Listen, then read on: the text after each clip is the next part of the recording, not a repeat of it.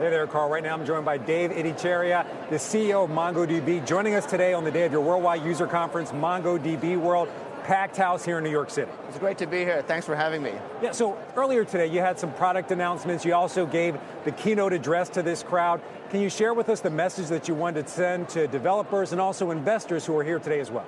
I think the main point of this conference is to show how far we've come as a company.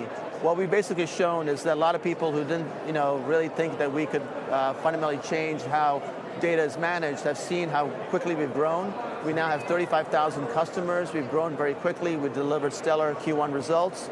And this conference, and you yourself commented, the attendance was huge. I think we have about 3,300 people here in New York. And we've shown that what we really are doing is deploying a developer data platform.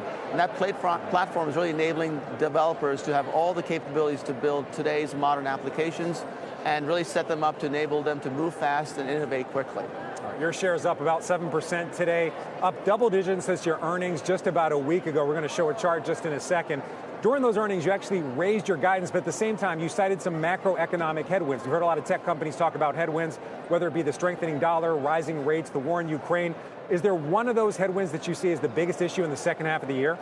Well, what we said at the conference was that our rate of growth was modestly slowing down in Europe, typically at the low end, so at the self-serve business and our small and medium-sized business. And then in May, we saw a little bit of that show up in the self-serve business, which is why we gave the guidance we did. In terms of reasons, it's hard for us to really discern what exactly is driving those headwinds, but it was broad-based in Europe. We saw it in all sectors, from Northern Europe to Southern Europe, to Eastern Europe, to even the Scandinavian markets. It was just broad-based. So that tells us it's a macro issue. And what it really says is that we're seeing second-order effects of our customers.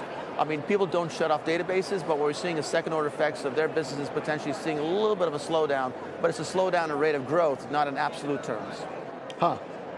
Dave, it's John Fort. Great to have you back on Tech Check. Want to ask kind of a two-sided question here. Atlas grew 82% year over year, which is significant in the latest quarter that you reported, but at the same time, you're talking about these second order effects from customers. So what are you doing on costs? Do you lean into the business that's still working and growing at that rate? Are you hiring to continue to fuel that? Or are you being more cautious as you see these second order effects start to play out and perhaps not certain how they're going to continue to for the rest of the year?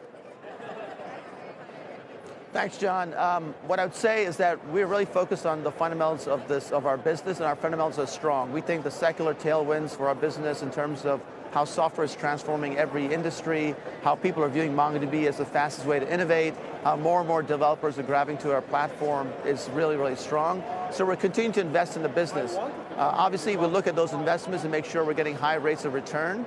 And we're very pleased with our results, so much so in Q1 we delivered not only non-GAAP operating margin profitable, but we're also cash flow positive. So we've shown a lot of fiscal discipline and a lot of operating leverage while we're delivering high rates of growth. And so we feel good about our business, and we're continuing to invest in the business, primarily both in R&D as well as in sales and marketing.